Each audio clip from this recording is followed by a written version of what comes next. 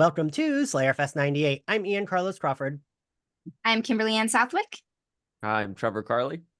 And I'm Meredith Goldstein. And we are watching The Magicians, Season 1, Episode 12, 39 Graves. Yes. So I got to tell everyone this, we recorded all of our magician stuff aside from this and the finale like months ago. So really needed that like recap. I was like, well, I need this to remind me of what fucking happened. What did we think about this episode just in general? Trevor? I think it's really good. I forgot everything that happened in between the last time I was on this podcast and this episode. So yeah, that recap was really helpful. It feels like a very it's one of those episodes where like everything moves into place. Yeah. So it's like, here's all this stuff that happened, and then now let's get everybody where they need to be for the finale kind of thing. But it's not in a boring way. Like it's all like one of my favorite scenes in here, which we'll get to. But it's very much just like moving pieces around throughout the episode. Yeah, I would agree with that. But it did feel weirdly, like not boring. It was like mostly like setting everything up for the finale, but it was still like enjoyable to watch. Yeah. Which I feel like is a credit, right? If you can be like, well, this is mostly moving pieces, but it's still enjoyable. Kim, what'd you think? It's funny because it is a transitional episode, right? However, at the same time, like I watched the series, the first, I think almost every season, if I remember, originally, like I streamed it. So I didn't like wait for anything. So many important key things happen with like character development and like you said, moving things into places.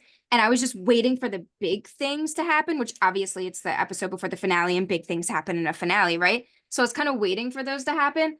But I was really glad that we just get these moments where we see these characters just like feeling shit, you know, and like having these important interactions and important conversations. And I don't know, even though it was a quieter episode, so much really happens emotionally for them here. Like things that have been building up the whole season that maybe weren't action-y things, but like things like, I don't know, we get these little moments that are like quick closure, but like, it's like, oh, you're finally feeling the thing. You're finally saying the thing out loud.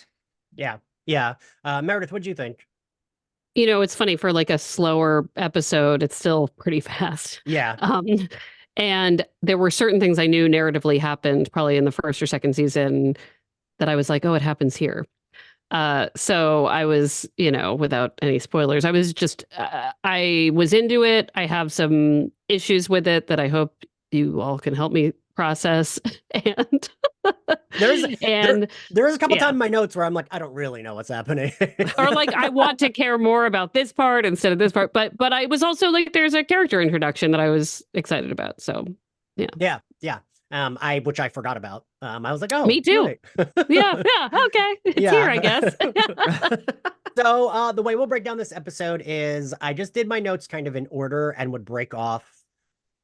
Like we start with Julia and Katie. So my notes start with Julia by herself and talk about like all that. And then we'll go into everyone at Break Bills. And then once Quentin splits from them, I'll talk about Quentin and Julia. After we talk about the Break Bills gang, like going through everything. So yeah, Julia and Katie, who is it that they are visiting? Because I tried to look up their Wikipedia is not like, it's not like Buffy where it's a bunch of insane obsessive fans like us being like, in this moment, they're doing magicians kind of like, this is the plot. Like that's the Wikipedia. So yeah, does anyone know who that was? The person they had to bring the three things to. I just was like, oh, this is the person they have to bring three things to. And that was really just from the previously on because I was like, okay. And it felt very, I don't know enough about anything biblical to know, but I was like, didn't they bring three things? Is there like a Jesus-y three things thing? Yeah. So, and they do say faith. Like, so that's why I was like, is this person a god? Like, he's like the intermediary. Yeah, like he felt to me like a disciple, kind of like he was someone kind of bridging the middleman between humans who want to have faith in God and can make the meeting happen, I guess, is how I always read it. But like everything I looked up, I'm like, I don't quite understand who you are. Like a bouncer for God. Yeah, basically. So, and then, but knowing what we know, it confuses me even more. Yeah. Because I guess does that guy know? Yeah, knowing what we know, I don't know when things start to go Right. in that direction, you know? Yeah. As far as I remember, he knows and he's part of it. Okay. As far I could be misremembering, and I'm sure people will point it out, but as far as I remember, everything leading up to is like including this guy knows exactly what's happening. Okay. That makes more sense. If it helps anyone, I've already forgotten what they're talking about. So I like this. Doing this as a second watch, I'm like, which major thing? Okay, so it's spoiler free for me at the moment. So they have this like whatever. Katie has her moment of like faith where the guy like relieves her tension from her mother dying. There's a lot of back and forth here, a lot of choking. He's like gripping Julia up. And then he kind of gives them what they need, right? Yeah. Some spell. Yeah.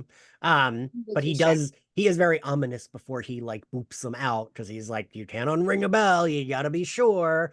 Of all the transitional things that happen in this episode, I didn't like the choking. I didn't feel like the emotions were as important or like well played. Not the actors in them, but like the writing. Like it just felt like there's so many great moments here, but like I don't know. I like the moment where Katie gets relieved of the tension, but I don't know. Everything else felt kind of like Julia getting all tough guy with it. It just didn't feel right to me for some reason to watch.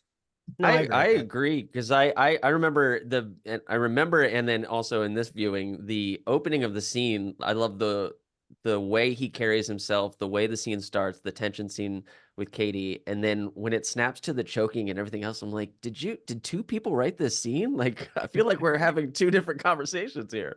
Yeah. Yeah. They go back to Julia's house. The gang is celebrating.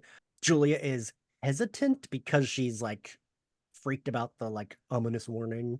And as Kim and I were texting, we forgot that Richard and Julia have sex. Totally forgot. Like it makes sense. They're flirtish, like, but then like I just like didn't. He seems way older than her to me too. I don't know. Not that, and nothing wrong with it. Yeah. But it just didn't. I just forgot. Yeah. I mean, Julia has Cordelia effect a little bit, where like suddenly becomes ageless because there's a different college or it's like they've aged her up, but have they? Like everybody suddenly is 30 question mark or 25 question mark or 35. But if you ask me how old Julia is, like, and part of it we'll get, maybe this is where I should say this, like, sometimes I wish this was truly a B plot and it's like a double A. Yes. Yeah. Yes. That is the weird thing, because I think in one of the episodes I was saying, I was like, it's not a B plot, but it's like it's a lesser interesting plot. Yeah. But we spend so much time on it. So much time where I was like, and I know every time I'm on this, we talk about like the palette of it, where it's like they're literally like we're taking the color out of it as well. Yeah. And it just like, I get it, what we're going for, but it's like a little too drab. He tells her what, like not to lose her fire. Yeah. Our intentions are pure. You give what you get kind of thing. It's honestly I think always, it didn't rub me the wrong way, them sleeping together in the super nuzzled like pillow talk afterward. Not so much just like the characters, but I think because I watched it so fast. Like when I started watching it and got hooked, I watched like season 1 in a day or two. And so this felt like someone just like sucker punched me from the side. I was like, you just met like an hour ago. Like I wasn't watching it week by week and just like living in these characters and their decisions. So like when they had sex, I was like, okay, I guess. And then I was like, what is this snuggled? Like, you're everything, you're gold, and don't lose the fire. I was like, I feel like I just met you. Right. It's like we're suddenly ramping up romance, but that's probably on purpose. That's definitely on purpose. They get ready to do their spell, and it's weird, like watching this, I forget that like the way the plot moves is you don't notice there's something missing, right? Because we just see them like in all white, they're in that circle, they start chanting, and that's it. But the show does do that a lot, where like it cuts away and then like a few scenes later, an episode later, they're talking about it and we get scenes. Because even at the end of, I was thinking episode 1, when the beast comes in and like he grips up Quentin, that's the end of the episode. Second episode starts, they've already vanquished, like he's already gone back through the mirror and they kind of talk about it. So the show does do that often. And I mean, they even do it here with Margot and Elliot and Quentin. When we go back to them, like we see more of the threesome in flashbacks than we did when it happened, right? Yeah. So yeah, they get, and then we'll talk about the Break Bills gang. I do like Penny being fully not in the know and being like, why does everyone look like you committed a crime? Like, what are you all doing? What is going on? It's great. Meredith, I was thinking of you and I was like, what would Meredith tell all of them right now? Because Meredith has a relationship advice column, and I would be curious what you would say to someone telling you about this. I mean, like, there's so many asterisks next to, was there actually a betrayal here? But like, I mean, Alice, the weirdness of this and just the awkwardness. And I actually wonder if they'd write it the same way now, with people being so open about openness in a different way. Like, they are like having a threesome with your close friends that you didn't really like fully like, that are under these very bizarre circumstances, would make everybody probably pretty silent the next day. But I wonder, like, in a 2024 lens, if they'd like have more of an ability to like talk about what happened. That's what I kept thinking, where I was like, I knew this was going to be the case, but the way they shut down, and for different reasons, like, you know, Elliot's reasons are different, but I wonder, like, I put that question to you too, because I wonder, I was like, they're being very like tough on themselves and each other. And I feel like even the show itself kind of pulls back on that like uptightness about sex. And the show's not uptight about showing it, but like here it's like very weird because it does, like you said, there's a million asterisks here. And like they were just coming, and we saw that it affects them wildly, right? Like their emotions go wild and it does affect them. So it's like, and Alice is like arguably the most well-versed in magic, right? So she, I feel like, would be the one that's like annoyed, but is like, I know what happened, like whatever. And I don't know. Yeah, I'm curious. No, I don't know. I disagree. I think that, I think Quentin, Margot, and Elliot could brush it off easily, but Alice is the key figure here, you know, and because she seems like somebody who hasn't been in a lot of relationships before, if any, and was super hesitant to get involved with Quentin because, well, Quentin, but also, Quentin. So like, this is her, I'm reading this at least as like her first huge romantic like betrayal. You know, when you have that relationship and you're like, okay, this is it. This is my relationship. We're going to get married. Like we're going to live happily ever after. Like, this is the thing. And it's because it's that first time you've ever like been in that kind of relationship and really felt like that, not because you're actually like gonna do the thing.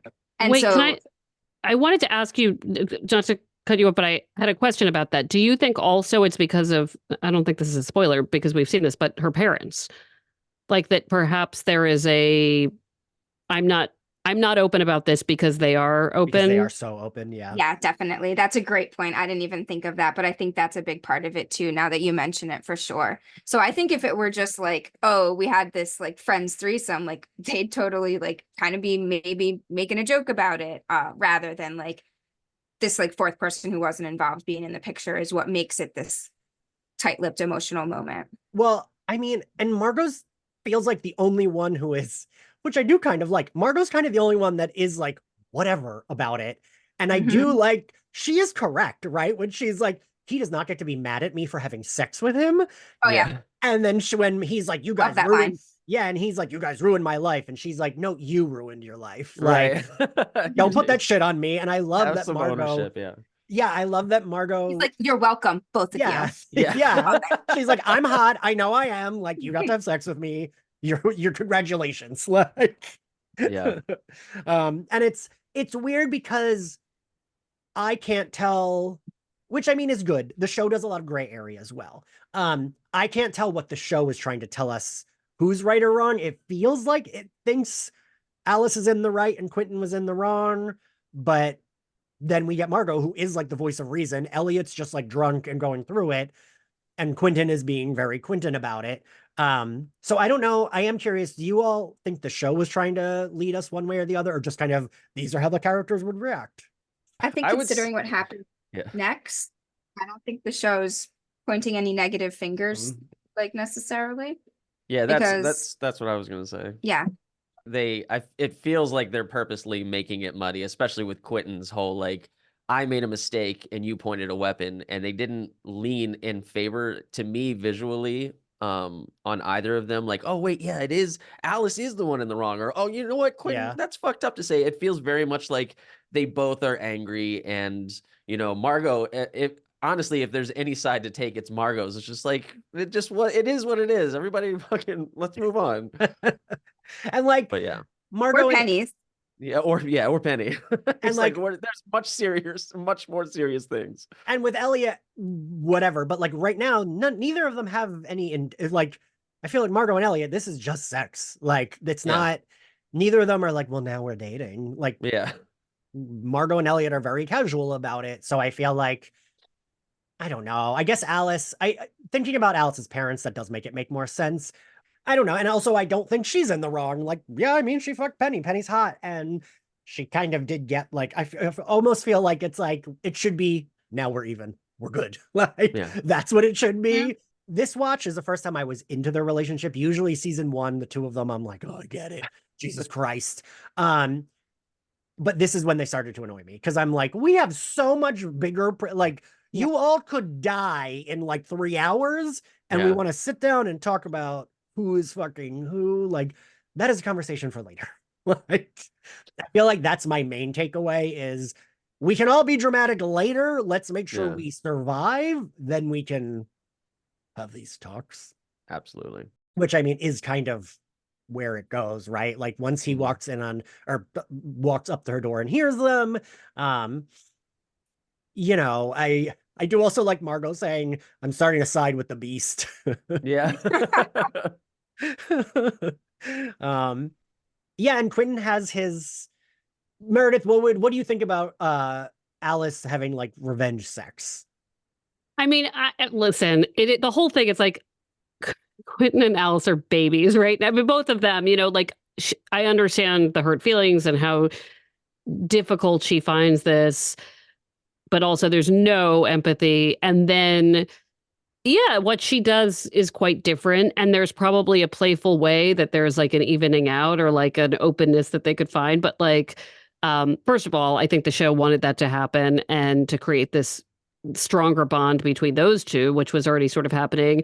So it was like quick to the narrative point just by having everybody do it, which I like. But I did find where I was like, this seems like, you know, I don't think the show is pro or con anything for this, for a bunch of reasons. But I also think what they're saying is like, this is, they are not ready. Right.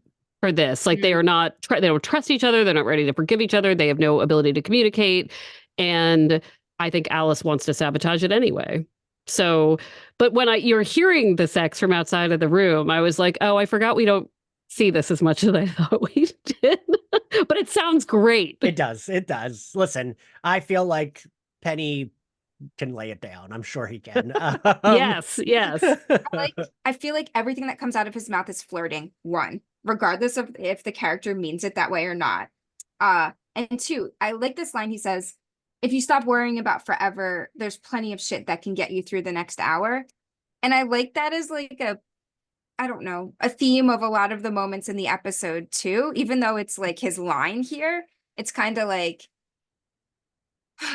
in order to get even to the big picture, like we have to do this thing, guys, you know, like it applies kind of more widely to their little plot here.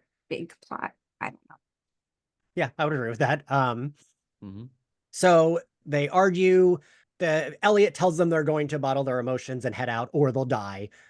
They do the bottling of the emotions. I do like emotionalist Quentin saying, you two would make a cute couple. Yeah. They do a thing and they're in the fountain. I'm not quite sure I understand. Penny can bring them there willing. I thought it was that he like didn't know how to get around there. Or I can't remember what they've found out. Is it the button? Yeah, it's the button that gets them there, right? Okay. Yeah, it's the button. And then because I wasn't quite sure. I was like, does the button do this or does Penny do this? No, Penny can only transport himself. Okay. Yeah. That makes sense. Mhm. They're immediately attacked. Quentin falls back into the fountain. He doesn't really fall. He's going after the map because they drew a map. Well, but then ducks. she shoots him and he like then he falls back. Yeah. They all run, they get into the library. Do we see how that I don't remember if we know how they like I see them in No. that slide, but right, we It's don't like a see commercial break. It's like they're running or whatever, and then they're suddenly going down the chute when we get back from the commercial. Yeah, I feel like there's never a like we're walking in the front doors of the library. It's kind of like we're just there. Like every time. It's like a fountain. The library's like a fountain. Oh, is the library a fountain? Okay. Oh, okay.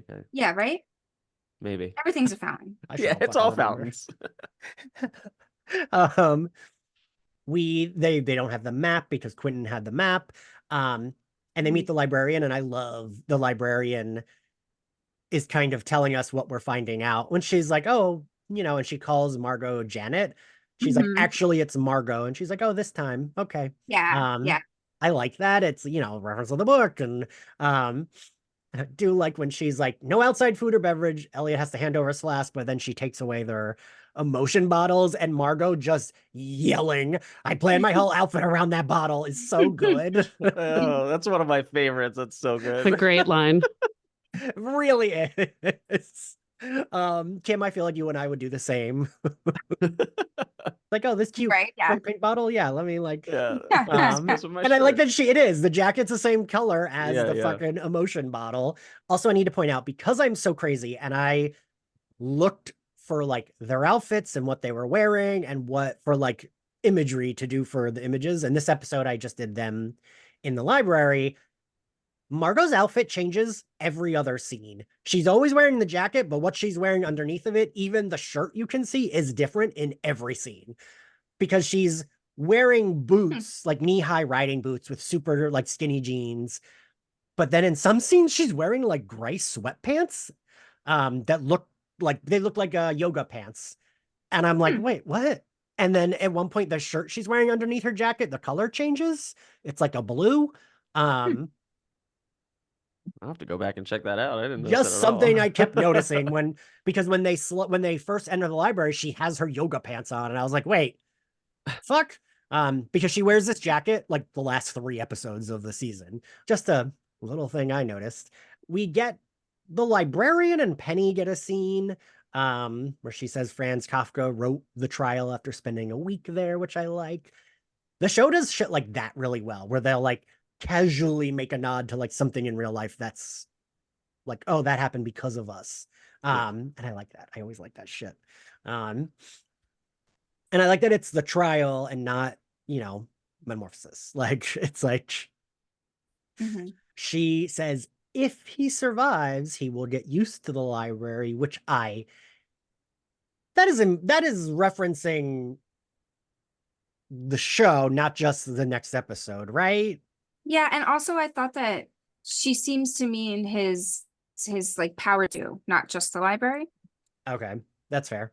Margot finds Elliot looking at Mike's book. For a second, I was like, who the fuck is Mike? And I was like, all right, the boyfriend that died. Right. I had the same thing. I was like, why are we? Oh, right. The whole reason Elliot's just miserable and depressed. It's like, wait, what? Who is this guy? I will say this episode, I can't decide, right? Because I do think it's realistic that Elliot is fully fucked up from what happened and is like traumatized and like, using alcohol and drugs to like get through his grief. The very Elliot sequence that you just described, yes. Yeah. But as a plot, I don't love it. Like, I'm like, I wish this could speed up of him fucking up. And like this whole episode, he continually fucks everything up.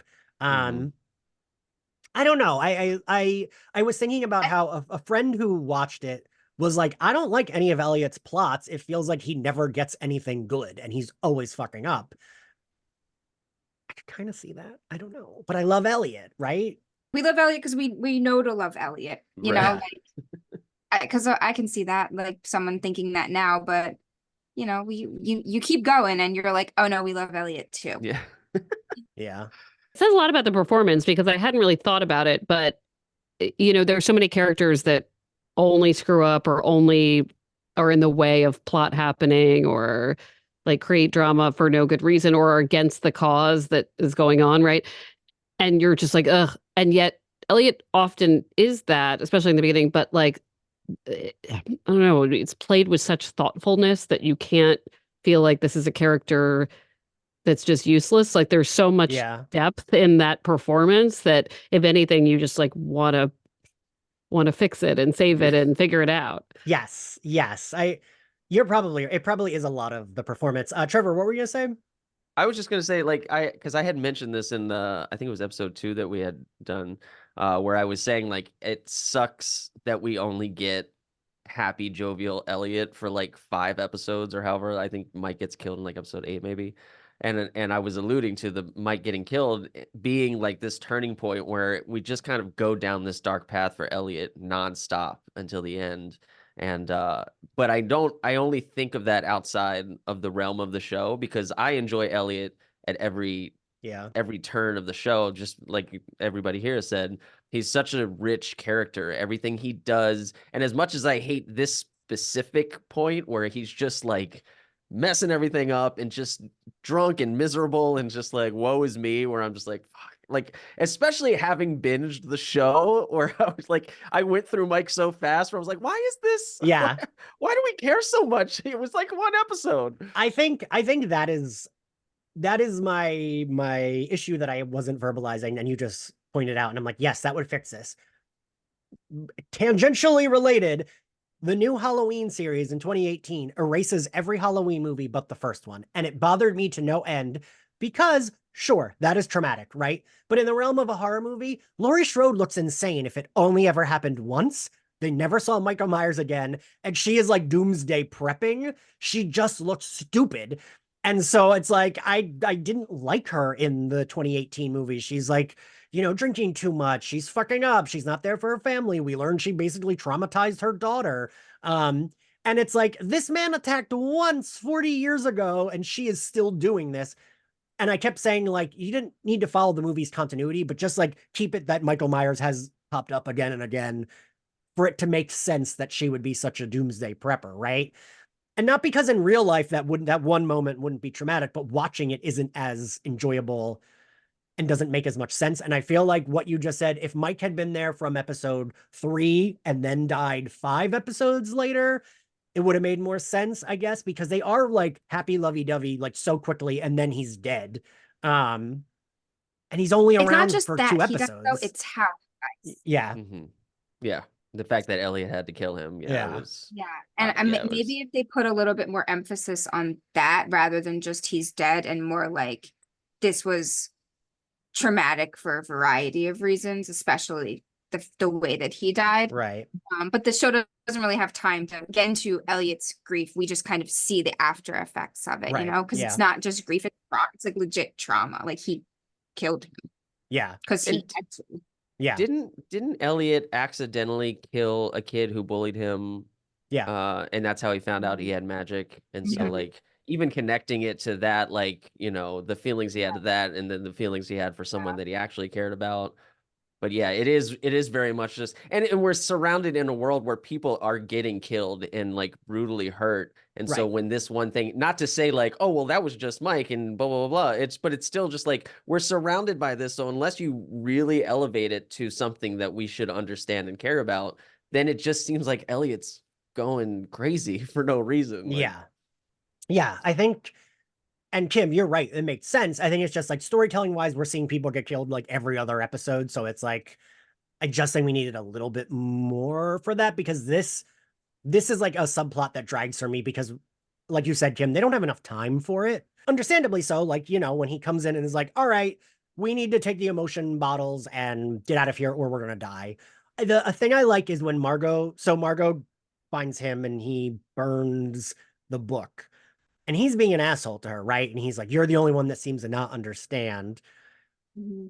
But she also isn't engaging with him like, she's kind of just like, fucking come on. Like, we don't have time for this, when like, that's kind of how I feel as a viewer, but as his best friend, she should, right? Like, a little bit more be like, hey, I know you're going through it. We do have this shit going on, but I know you're going through it. Like, Yeah. but I like that the thing I really like about their friendship is, and Kim, it reminds me of me and you. We've been best friends for, God, how long did we figure the math? 28 years? You don't have to say numbers. Oof, God. And like, you know, it reminds me of that, where it's like, we can like get shitty or get annoyed at each other, but it's like fine the next second. And that's how Margot and Elliot are. And I really, that like, for me is like, and I think someone said this, it might've been you, Kim, maybe you, Trevor, that like, they are basically soulmates for each other. They're like in the best friend way, right? Like there's not like a, ooh, they're going to date. It's just like, oh, these two characters have to be together because they are, you know, they're best friends. They are like that kind of like family soulmates. And I really like that right after he was shitty to her, he lights the book on fire and she defends him like immediately. She's like, look, he's had a really rough few days. Yeah. We'll pay for the fine. But they get banished from the library instead. I think though a redeeming part to this whole thing that bothers us about Elliot is that doesn't really matter in the long run. It doesn't. Right? If it had been like, oh, and now everything's much more terrible and one of them gets killed or injured, I guess Penny has to kill someone and that's like not good. Not good. But that's kind of a little further down the line. But like they still, you know, seem to be on their way to completing their quest, and it actually like lights a fire. They're not sitting around the library waiting for something to happen. Now it's like Alice gets her, if we will allow me to jump to them running into Josh. Yeah. But like in that scene that like Alice gets a little pep talk and then suddenly she's like super smart, like Alice again, and like, you know, unstuck from her emotions and gets the light idea and everything. And like you know, the quest continues rather than them just kind of sitting around. So I think it's easy to like, at first you're like, come on, dude. And then you're like, okay, no, wait, things are happening. It's fine. It's going to work out fine. Yeah. Is it? I don't know. We'll find out. But yeah, let's not skip over Josh. Yeah. Yeah. No, I like Josh is Josh is like a breath of fresh air added in. And also it's so funny because in this scene, he feels like a character that is going to die like in 10 minutes. Like, because right, they do that so often in the show where they introduce someone who is going to help them, that person immediately dies. But he does not. And he has a cool hideout. I like Margot. It's like an apple or a pear, and she's like, holy shit, this tastes like pizza. That is fucking cool. I feel and he's had like 2 weeks, so you can tell how smart he is and how good he is at his, whatever they call it, his discipline, right? He's like a food guy. Yeah. I forget how they explain. Yeah, that's like his magic thing. And yeah, Josh thinks it's been 2 weeks. They kind of let him know, well, actually, it's been 2 years. I fully forgot who Victoria was. I was like, why do we keep saying this girl's name? Do I know her? Like, I also could not even tell you. I know that they are going to save her. That's what they want to do. I have fucking no clue how that wraps up because I don't remember that character at all. It is amazing how like I don't either, and I'm just like the things that I didn't remember or whatever, didn't understand in the moment, I was like, okay, it just like washes over you. It really, right? It does. It really does. Did anybody see the new Jumanjis? I can't believe I'm about to invoke Jumanjis, but I will say that the last movie I saw in 2019 and the first movie I saw in 2020 was Jumanji. Like I think it was like the new one was in theaters, maybe Jumanji, Okay. whatever. Yeah. I happen to see it with 2 different people. So it's like also anyway, I was reminded of the Nick Jonas character being stuck in Jumanji, and like sort of learning to live in the woods in a system, you know, that you've stuck in this game and you're like, now I'm just living in the woods and I forage for my own plants and I didn't realize that was his character's deal. I've only seen parts of those movies when they've been on TV. My parents watch them all the time. I have a weird thing with those movies where I was like, I can't believe I love these new Jumanjis. like I'm not surprised that like you know movie. It seems parents like it or younger people. And I went hard for Jumanji. But his character is basically like, well, he's like an avatar, right? But he's like the hot guy avatar, but he's like stuck in this game and they find him and I think he has no idea how long it's been. Now I'm actually thinking maybe Jumanji ripped off The Magicians because that would have been the time order, right? And he's kind of got a system of like, he's only got like 1 life left or something like that. But I love this introduction of this character. And of course, you know, without spoilers, like obviously this character does not perish in this episode, but that this is a person who is like Willy Wonka and just some guy and all of these things in one, and totally different than what we've seen, than anyone we've seen, which and all, maybe a little bit all of us. I think that's why characters like Josh and Todd did stick around longer than you would think they would, because we have Margot and Elliot that are lots of times the comic relief, as Margot will say later. But they still have like this serious shit going on, right? Like, especially Elliot, he's got his trauma from killing his boyfriend. But like Josh and Todd, I feel like it makes sense that they were like, wait, let's have these people pop up sometimes, because they are just like silly and fun, and likable. And this makes me think of like in a Buffy context, like we have Jonathan obviously, but like Jonathan is actually like quite a motivated person, in order to, but what if we had these characters who we do get to see over high school, and they were more involved, right? They had a hideout. We don't get that often, but they're absolutely there. Yeah. And I also like that it's like, come with me if you want to live, which is from Terminator. Yeah, everything Josh did is very like Andrew coded to me, where he feels very like a much cooler version of Andrew. Like I feel like Andrew wishes he was as cool as Josh, and Josh wishes he was as cool as Margot and Elliot. Yeah. But he felt like everything in this episode, I was like, this is like watching Andrew try to be with the Scoobies. Like, It is. I didn't even think about that, but that is a very apt reference. And it's good to see a character who has been through it, like literally saw many of his classmates murdered, as he tells him this little flashback story, and we finally figure out what happened to year 2, who's not traumatized for whatever reason. Like, he's like, that was terrible, but he's got that there, but it's not like doing to him the same thing it does to Elliot. Like, I like that trauma can do, they're nuanced about like the way the trauma affects like people differently. Yeah, and like it also doesn't feel cheap. It feels like this is this character. He would be like, yeah, that was terrible. So I made these carrots that have drugs in them. You know what I mean? Like that does feel like him. And like you said, Jim, everyone processes their trauma differently. And I don't know. Also, like I would imagine like you have the murder, but then you're stranded for what you think is 2 weeks, which still is a long time. But he's got the LSD carrots, Ian. Like that's how he's he's good. Love an LSD carrot. I like, I mean, I was just gonna say, but it makes sense also that like, that was more like, oh, well, now I have to stay alive. So that kind of became the more pressing narrative in his head than like, I have all this trauma. This is terrible. I'm depressed. Because otherwise then he wouldn't have survived, right? Because if he had become like Elliot, unfortunately, that would not make him make it in this. Yeah, not by himself. Elliot's got all these people around him. Yeah. Penny lets Josh know that Victoria is alive. I wrote this down. Margot has a really good, because he's like, oh, I had a threesome with a dyad, and oh, this guy fucked a talking horse. And she's like, we get it. You fucked some animals. How'd you end up here? It's so good. That might be my favorite moment where she's like, yeah, we understand. We know where you're going with this. She's like, I don't give a shit. Please speed the story up. Josh been there, done that. Yeah. He's like, to clarify, the animals can give consent. She's like, I get it. We know where this is going. Penny gives Alice a little pep talk. He does a really good imitation of her when he's like, you get all, oh, I can't do. I was like, that's a pretty good Alice. Like, I do like that she says, like, she keeps thinking about Quentin and how it would be insane if of all of them, Quentin is the one that doesn't get to see Fillory, but then she remembers she hates him. And I like that Penny's like, this has nothing to do with Quentin, because right now it does not, right? Like, yes, her upset does, but like what they're going through right now, maybe survive this, then we can have the upset about Quentin. Like we need to, focus. And then she does. And this is the Alice I like, is when she gets very Hermione Willow, where she's like, oh, I can do this. Let me do this. I do think she does tend to fuck it up. But she doesn't really fuck it up. Elliot fucks it up, right? Yeah. What does everyone think? So Elliot, they have to stay close because she's doing whatever light bending.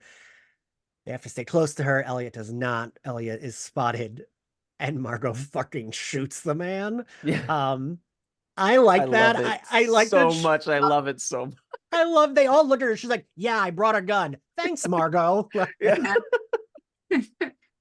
because I think she says that she makes a joke about bringing a gun like 2 episodes before this. So she's like, can we just bring a gun and shoot him? And everyone's like, and I am not pro-gun by any means, but like, this is a scenario where like, yes, bring anything you can to defend yourself. Right, yeah. Mm-hmm. And they're all And I not like how super that's- practiced in battle magic yet, right? Yeah, Yes. no. Like, so she's like, listen, these are people who are clearly practiced in it. We don't have much defense. A gun will stop it immediately. She's Makes not wrong. Yeah. And I like how then that's over. And she's like, Yeah. why didn't you move? Yeah. Yeah. It's like immediately, like they're literally like murderers are running after them. And she's like, I am concerned about the way my best friend is acting. And like, he 100%. tell me why he didn't move. And yeah, I don't know. You were saying before about their friendship. And she's like furious that she had to do this. And just like, yeah, I don't know. I like them. And because even Elliot's like, you just saved my actual life. And she's like, yeah, you're welcome. Let's keep going. Like, yeah, she's furious. Yeah, she's so fucking mad at him. And it understandably so, right? But I love the idea of bringing a gun because I don't know. It's like, if you think about it for a magical show, it's like, well, that wouldn't work. Everyone has magic. But like, if a person is doing magic at someone else, then makes sense that it would work, right? Yeah. And then they're going back to the fountain. Penny gets stopped by the girl who feels very Buffy to me, the like girl at the cloak who like is plucky but actually bad, that he fucking like slices her. And they all leave. Meredith, I feel like I saw you making some faces. I'm curious, do you have Well, I just was thinking about what you said earlier about Margot saying to Elliot what we're all thinking, right? Like, we didn't care about that guy that much. Why can't you get over it? And throughout this episode, and perhaps the series to some extent, but certainly this episode, she is a little bit like, where I'm like, come on, move the plot forward. Come on, let's and telling you, come on, we know you had sex with an animal. We know. We kind of got the lay of the land here. And for a show that like hustles along so well, she is like, okay, next, which is, I think, really a great way to use her in that way. That is true. It really is like, she's so good at, she's almost like, I mean, we say this all the time. She's like Cordelia, and Cordelia would do that, right? Where Cordelia would be like, okay. And like not care and be like, what's going on? What are the things we need to do? How does this pertain to me? Yeah, it's very Cordelia or Spike coded of her. Yes. So we'll go to Quentin. Quentin, when he falls through, his first thing is he goes to see the dean. I have a question for y'all, if any of you can remember. So the dean reveals to him through the truth serum that she was Jane Chatwin. Did we, the audience, we knew that, right? We did. Okay. Yes. It is so weird that we wait for Quentin to get that reveal if we already had that reveal. But didn't he I had thought he had that reveal or I suspected. thought so too. I thought he kind of thought, I think it was just like, I guess he thought she's not who she's supposed to be, but like that was it. Or maybe the reveal is that the dean knows. Like I was confused by this. There's a reveal about who somebody is, like when she dies, that because she's also like the time witch or something. Like there's another name for her. The Watcher woman, right? Yeah. And so I think Quentin knows she's the Watcher woman, but doesn't know she's Jane. Yeah. I think that's what we're thinking of. Okay. Yeah, maybe. from my memory, he knows that there's something about her, but like in this in the scene where he's just like, I was just shooting in the dark. I had literally no idea. He knows that she's like from Fillory. Yeah. Okay. Yeah. Okay. And I think he knows that she's like the Watcher woman.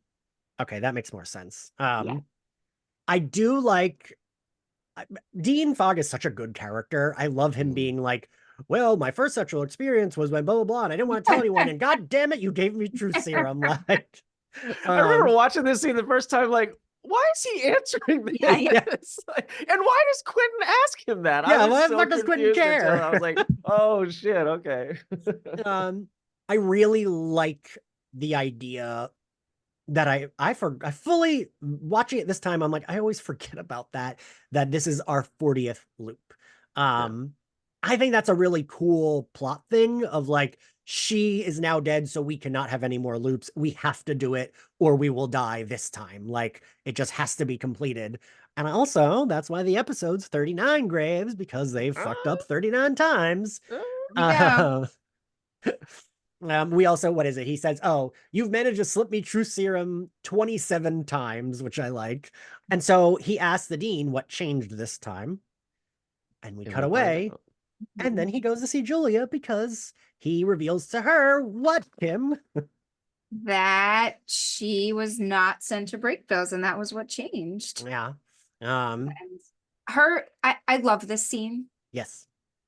Yes, I do. It was so nice to finally be like, this is the best friendship. This is, and again, it goes to what we were saying about like Margot and Elliot too. Like Julia apologizes, and she gave a actual apology, because last time it was like, I'm still pissed at you and you fucked up too. And she fully is like, that doesn't make up for what I did for you. That was terrible and mean.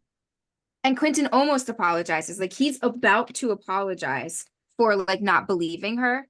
And then like, the conversation he's like, and then like she starts talking about how like, regardless, it's not fair. Yeah. Fair's not even the word. It's like not okay what she did to him, regardless of all that. So I don't love that he doesn't apologize in that moment, but like, I do like that the focus is like, okay, wait, but like you almost like Quentin almost died because of you, which is a little bit right. Yeah. A little bit worse. Different. So like, I know why. If we're weighing things. Yeah. No, I like that she just apologizes and they hug and they're good. Yeah. I like that it's we're good. Yeah, I don't want to die being mad at my best friend. Like I feel like that's like basically an apology. We were both sorry and we're both really glad we got here. That's I completely agree with you. I was going to bring that up, is that I really love the scene. I hate that Quentin doesn't apologize, but I do love that it's not a point of contention for Julia. Like she's not like, what I did was really fucked up and I am so sorry. And then they hug and she goes, but like, you still haven't apologized. Like there was none of that. Like she understood that he was sorry and that he was about to say he's sorry. And like, there's just this understanding between them. And then like you said in his line, or Kim, whichever one of you said, his line of like, this, I don't want to die being mad at my best friend, is so much bigger than an apology to me. It's just like, it's such a good scene.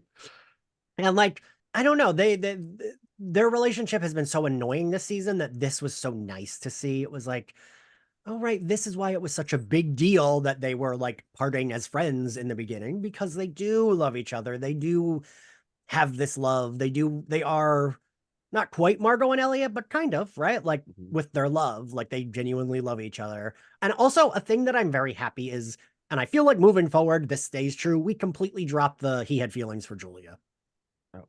Right? Like we basically dropped that forever, which did we? Great. Was there a moment of that? Yes.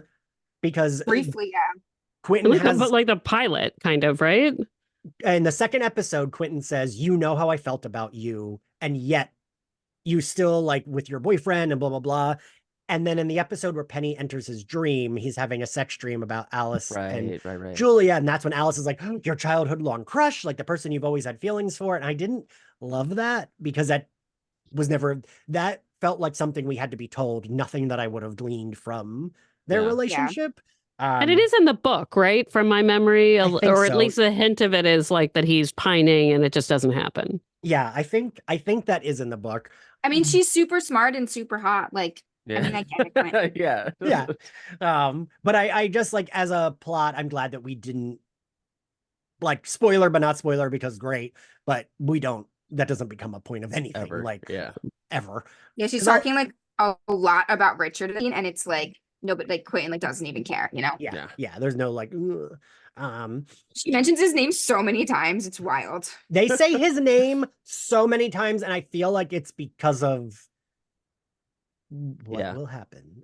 What's actually is also, speaking of the scene, something of note, at least for me, was the shift in her demeanor when she walks to the door was so noticeable. The way, like when he knocks on the door and she comes around the corner, it's almost as if there's like a sheen over her eyes, like something, like you can see in the way the actress is performing it, like something has shifted for her. And as you watch it initially, obviously, you have no idea. And you're just like, oh, and then the conversation. But I definitely noticed, especially because we spent so much time with her before this moment where she was just being Julia and, having feelings and doing all this stuff. And then it was just such a, just, I don't know, just the way she performed that. I was like, and then she obviously falls back into Julia when she's with him, but like, it's like everything was being pushed back in her head. I thought it was interesting. but she does even say to him, like, she feels like she took a massive dose of ecstasy, right? As like a how that went. She shows Quentin the statue. I have no idea what he saw. When it's like leaking milk, I'm like, yeah, that's pretty crazy. But then he like looks at it through the magic thingy, and it's showing like a weird glistening magic residue through the glass, which I always read as like we weren't supposed to notice a difference, but he, knowing magic so well, was like, oh, this is really powerful magic. Kind of like Hermione can see, you know, how good a spell is or something like that. That's fair. Okay. Yeah, I buy that. Again, it's something where I was like, I don't know, sure. They do that thing again where we don't see the thing, right? We were kind of talking about this earlier, and we get like the bits and pieces of the spell, I guess. Like not as much as we've gotten it in the past. Right. But we kind of see like, oh, okay, they did do the spell. And then Julia gives us the exposition. How so-and-so went and did this, so-and-so went here. Like, which... And they're on a quest or something. Yeah. I don't know. But like I feel like we're not getting a lot of information, and it all seemed. I feel like Quentin here. Yeah. Like I feel like we're suddenly discovering this sort of magic that we didn't know exists, and we're skeptical, and also we know it's true. We believe her. She's our best friend. But what are you even talking about? Like I just don't even know. Yeah. And none of that even seems to matter. Except like, oh, like I was told I have to go find this new kind of magic, and it's like, okay, now we're back on track. But like all that stuff in the middle, I'm like, I don't even really understand what she's talking about. And I is that on purpose? Is it all supposed to seem like woo woo to us too? I don't know. I think the vagary is on purpose. I think you're supposed to be like, what is the quest that went on? Why didn't I see this whole, like, we've been building up to this. I think you're supposed to, and then in the next episode, when you get more information, it's one of those things where it pays off, where you're just like, oh, I understand why A, B, and C happened, and why so-and-so said this. I personally think like this all was very much to make the audience be like, wait, what? And Makes sense. thankfully, it doesn't take you a season to find out. Like they're not like, we'll be vague and we'll eventually find out. So I do like when they sit under the table, that's a really nice moment. Which I don't know if we all recall, my favorite season 5 episode has this exact imagery, but with Margot and Elliot. Of them laying with their heads next to each other, but laying the opposite way. And I wonder if that's like a callback to show us that in season 5, they are basically the main characters now. I love that. Yeah, that's great. But I like we get these moments, and it's because she talked about it before with the woman that was dying about the map under the table. I just like seeing them do that. I like that. And then I have like no idea what happened. Like, I don't understand what they do, I understand that they time travel, but I'm like, I still don't fucking get it. It's research, right? Like they're like, oh, we have this idea. There's like we know Quentin's like time magic exists. I know Breakville's pretty well. There's obviously like a room of time magic archives that they go to. And then it's research, just like school stuff. They're just like, all right, well, here's the room of archive time magic. Like, let's kind of go through and figure out like what's going to work for us. And they like puzzle through it together. So, I mean, I don't think we know exactly what happens necessarily, but yeah, they have a weird time travel machine they take with them, and they use that to go back in time. And they use Margot and Elliot's portal to get to the place they need to be in that time to follow Jane into Fillory, because they have to get into Fillory and they know no other way. I actually wrote a note about that where I was just like, it's so funny to me that they're like, there's no way to get into Fillory. I mean, we have to do all this research and figure it out. And they're like, well, it was in 1942. Oh, well, time travel we could do. That's real simple. Let's just hop back in time real quick, and then we can go to Fillory. It's so funny that that's just like that part is easy. When they're talking about Hitler, is it this, and this might be my Marvel brain, but is it supposed to be like, oh, like Hitler couldn't be killed because that's a thing you can't change in history? Is that like what it was? Because they said like they went back in time to kill Hitler, but then they'd get killed. Okay. I just thought and they said the date would have been the day before. I only know Hitler's birthday because my friend has Hitler's birthday, and it's like the day. It was like April 19th, and so I think he died on April 20th. So that's what the day before. Yeah. Okay, that makes sense. Yeah. All right. I do like when he's like, never thought I'd say this, but thank God for Hitler. And she's like, no, that still sounds bad. Yeah, don't say that. Because it does. It sounds so bad. I'm like, no, you can't do that, magicians. And then like, she follows up and you're like, okay, maybe you can say that because of that. I Yeah. do like the sound and I- like the way her voice, and she's like, no, like, No, don't say that. don't say that. I don't know him. Yeah, yeah. I do like when she's like, they look fun, looking at pictures of Margot and Elliot. I'm like, they are. You're right. They have their weird time machine magic thing with the light bulb. Because I was like, they built a time machine, but also it's magic, but also what the fuck is going on? But again, doesn't really matter. They had to use their schooling somehow, Ian. Otherwise, why would they be at break bells? They conveniently are transported to a forest that happens to be set in the past. And I was like, oh, that's because that was a lot easier to do if they're just by a bunch of trees and they've time travel. They're trees of the past. That's all we need to know. Yeah. There's an air raid going on. They find Jane Chatwin and they boop themselves to Fillory. And this is the first time we've seen like Scott, right? Like we've only been there where it's like in the woods or in the dungeon, right? We haven't like seen Fillory, right? Yeah. This was like the first reveal of the castle and everything. I still do think the effects kind of hold up with this show. I do think. I think the color grading works to their advantage too, probably. Right? In Fillory? Yeah, like the way they do the colors. Like I think that helps it not look weird or stand out. Yeah. Yeah, I don't know. And then we're at the end. And then the episode ends.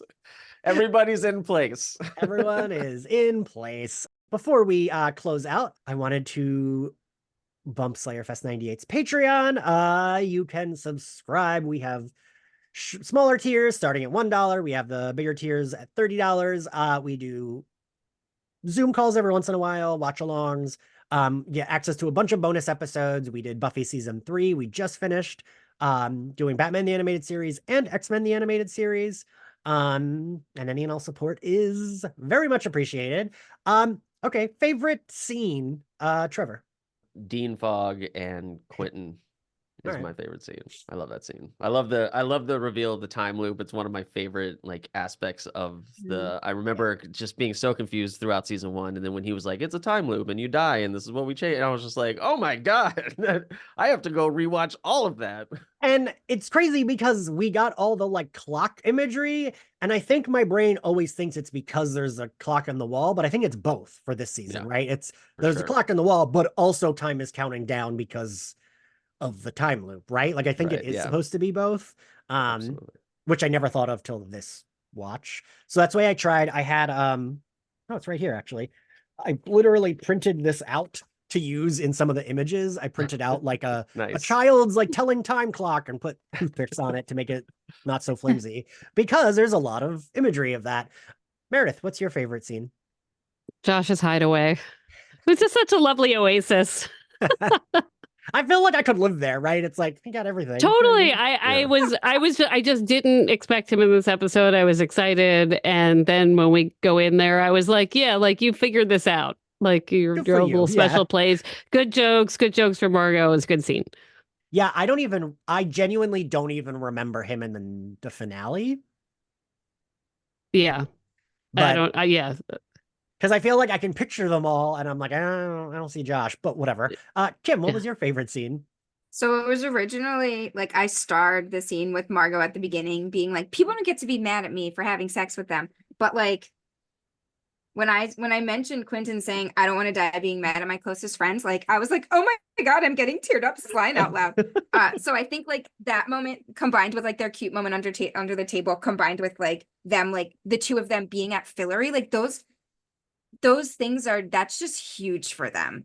And yes, and like Ian and I always say, we want to be Elliot and Margot, but we're definitely Julia and Quentin because we're not as cool. So we finally are going to Fillory and about to live all of our wildest dreams come true, and everything's going to be great and wonderful for the rest of our lives, right? Right. I was thinking, I was like, it's like me and Kim going to Sunnydale or something. Yeah. Immediately getting staked by vampires. No. That was not a one-on-one analogy, people, by the way. So I was thinking of changing my answer to that scene, but it's that scene But then I love them meeting the librarians. I just love all the fast stuff there and how it ends with Margot yelling about her outfit. Favorite outfit, Meredith. I think the librarian looks fantastic. She And this does. time around, I was like the high-waisted pants. Like I was like, somebody should be commenting on this person. Fantastic. Again, I'm a big fucking nerd. We all know this. Making that figure, I didn't realize she was wearing like what do you call those pants, right? Like they have a name, don't they? Harem pants? I don't know. I feel like that's what we call them. Yeah, they're gorgeous. They're gorgeous. Because right, her style is like 1950s housewife, but then when you look, it's like modern 1950s housewife look, right? Yeah, this was the first time that I really took a beat and was like, oh, wait, because they're all dressed. I mean, Margot's usually in some coat and Elliot's in some coat, and it's hard to, and especially when they're all at fountains and they give them that like shooting up, so that you're like in like battle stance, whatever it is, and they're all like wearing amazing coats and like you forget the librarian, but she's a knockout. So I made the figure with a skirt and then was like, oh, those are pants. Too late. I already made the figure, but like from me like doing all the like looking to see what her outfit is and blah blah. I didn't catch on until after I made the figure that I was like, oh, she's actually wearing pants, which I think is cool because I like that it's 1950s but updated because 1950s they wouldn't have been wearing those pants, I guess. Yes. Kim, what's your favorite outfit? Well, that was it, but now I'm gonna choose my second favorite outfit, which was Alice's that black and white dress that she's wearing. Yeah, just she looks phenomenal in the coat she has over it. Just like A+ there. Trevor. Margot with the pink blouse and with the emotion bottle, the whole shebang. Tied the outfit together. Margot, yeah. I think I might have picked this last episode because it's probably the show's budget, but I actually like when shows do this. Margot and Elliot wear those coats a lot. Like Elliot wore it 5 episodes ago or however many when they went to the Chatwin house. Like that's what he was wearing. But I think that coat looks great. Yes, I think that coat looks That's my third favorite outfit. He looks like his outfit is so crisp and clean and like nice, but then like his face is like distressed and he's like clearly struggling. And I like the two differences because it's like, oh, but he's so put together in his look. But then you can see that he's like not put together like mentally because he's going through it. And I don't know, I just kind of like that, but I might have picked that outfit for the last episode. It has been months since we recorded the last episode. Well, you can pick my fourth favorite outfit then, because there were so many in this episode, which is that velvet dress Julia's wearing when she answers the door to Quentin. She does look good in that, yeah. Like, killer. Yeah. I love the idea of Kim watching the episode. She's like, that one, that one, that one, that one. Ranking her favorite. So many in this one. Yeah. I do like, I mean, I know some of the other co-hosts have like ragged on the way they dress them, but I like it. I liked all the style in the show. Oh, me too, yeah. It's shit. I mean, maybe it's because we are of a certain age, but like, that's like, for me, it all still looks fashionable, even though it's like 10 years at this point. But it also feels so unique to magicians. Like it makes the show stand out on its own, where it's not like Buffy feels, and Buffy definitely has a lot of really great fashion too. But there's some things in Buffy where I'm like, that is a very 90s outfit right there. Whereas this feels like it's like chunked out and it's in its own time period, which is really cool. Yes. You know, I never thought about that until, I don't know, one of the Buffy season 7 episodes when I did outros with the costume designer every episode. He did say that on purpose, he was trying to make the outfits be outfits that weren't specifically that era. And I think that, unfortunately, is why a lot of people don't like season 7's outfits, but I do. And it's because, you know, it's a denim jacket. People still wear that shit. It's like, you know, a cute jacket with like skinny jeans. Like that's something people still wear. Right. That's how I fucking dress. And like, he did that on purpose because he didn't want it to be dated. He wanted to make it so like, it was something that could be. And he said this, which I agree with, that aside from the men, he thought that a lot of the women were dressed in outfits that would still be worn today, but the men were dressed like really baggy because that was the style. And you notice it sometimes with Xander when his sleeves are down to like here. What grade do we give this episode, Professor Kim? I think this is my lowest grade yet for a Magicians episode, actually. I'm going to give it a B+. Okay. All right. That's fair. Trevor? I agree. I think it's a B+. All right. Meredith? I'm gonna go for a B-. I there's so many great things, but also like I am looking forward to truly being in it, and we're almost there. Yes. I'm B+ as well. B- as well. I had a C+. You all convinced me to bump it up to a B-. We did it. You did it. Thank you all for joining me. Thank you all for listening. We only have one episode left of The Magicians, and then we're done. There might be a season 1 recap. I don't know. Maybe. I haven't decided yet. Thank you for listening. If you like SlayerFest98, you can find us on all social media platforms at SlayerFestX98. You can find us on all podcasting platforms and watch this video on YouTube, because now we're doing video. Yeah, make sure you subscribe and like, and you can support us on Patreon, which I already mentioned. And if you want to follow me, I am at ENXCarlos on all social media platforms. Trevor, where can everyone find you? I am at Trevor Carlee on all social media platforms. And Kim?